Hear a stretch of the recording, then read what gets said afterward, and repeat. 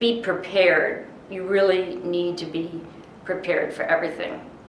During the coronavirus, business travelers definitely need to be flexible. When setting up meetings, please advise your clients or other people that you may be late, you may be detained. Secondly, it's important to have a carry-on bag, given that you may be taken off the plane and put on another plane at this point in time. Thirdly, I know a lot of passengers are wearing masks these days. I think it's more important that you bring handy wipes on the plane and wipe down the tables and also the armrests. That's very important. And also, during the flight, get up and wash your hands.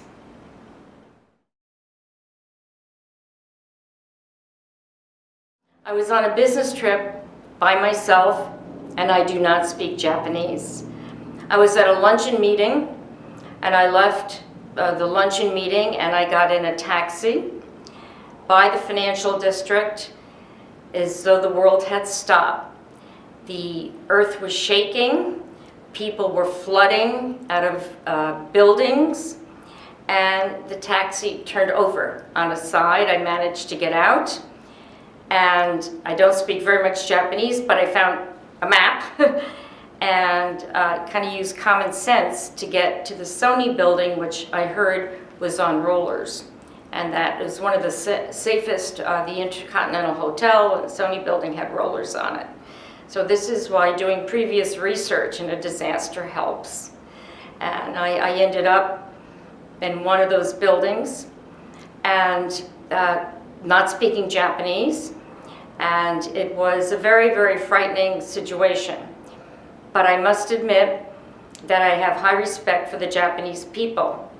I did meet a businessman who eventually accompanied me underground to try to get back to my hotel.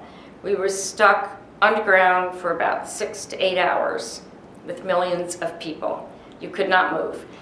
But eventually I got out in the morning.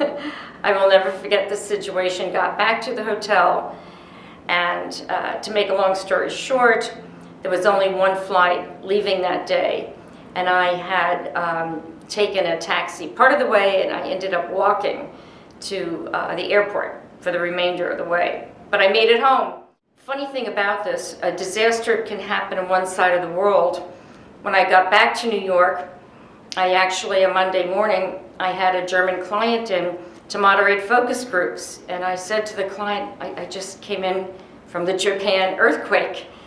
And he said, well, that's fine. Here's a brief and let's get going. So this is just a story of how you could get caught at the wrong place at the wrong time, but how you deal with it.